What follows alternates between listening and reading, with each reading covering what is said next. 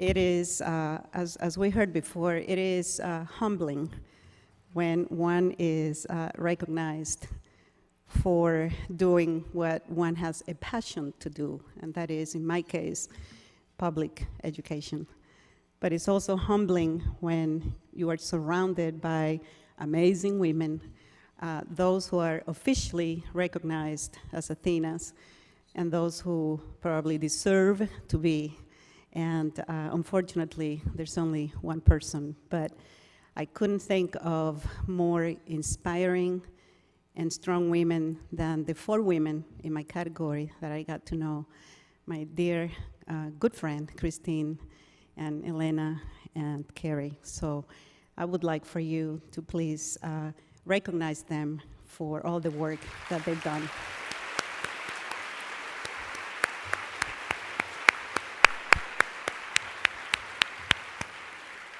So as you heard, I am an immigrant. So when I reflected about the importance of a recognition like this by the community is in many ways a celebration of all the things that I represent. As someone who made decisions, like many immigrants do, to leave the place where you are born.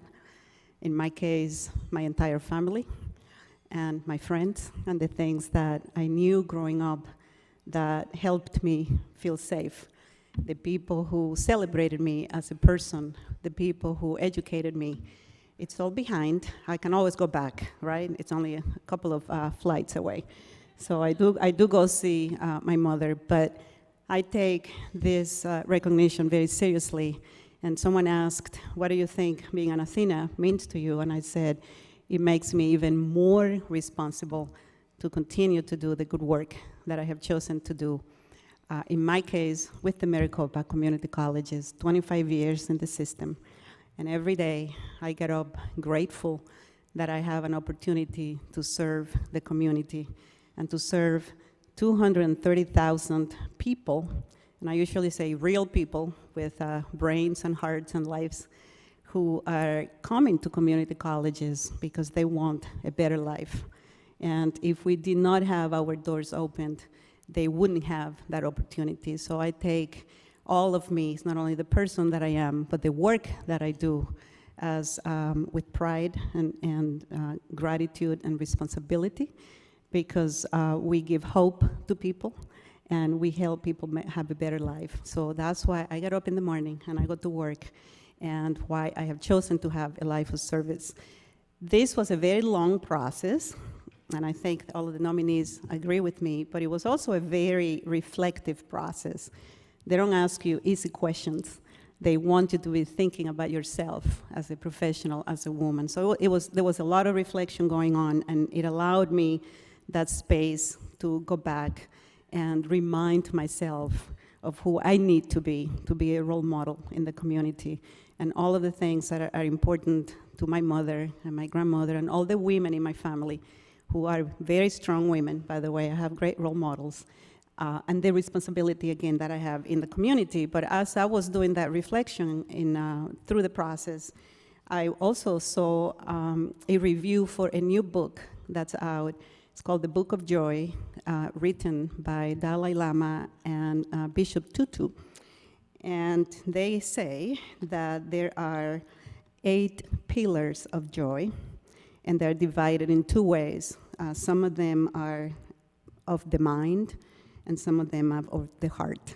So I want to share with you what they said is of the mind. The pillars are perspective, humility, humor, acceptance. Of the heart, forgiveness, gratitude, compassion, and generosity.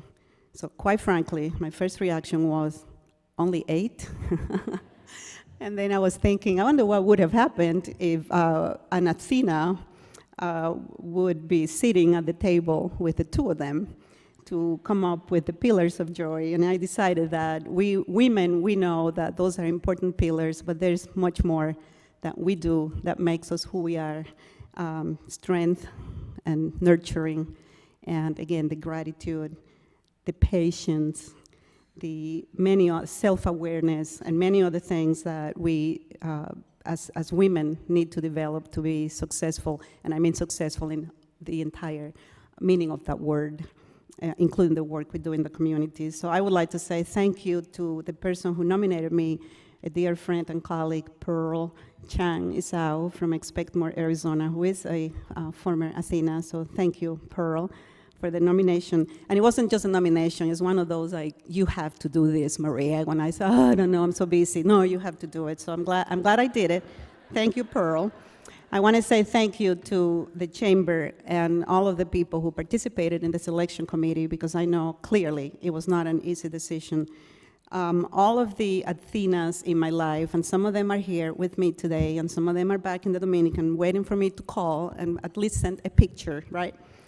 All of my colleagues and governing board members of the community colleges who are here today with me, and I appreciate. They allow me to be me. They allow me to use my passion and my energy for good work. And I couldn't do it otherwise. So to them, I say thank you.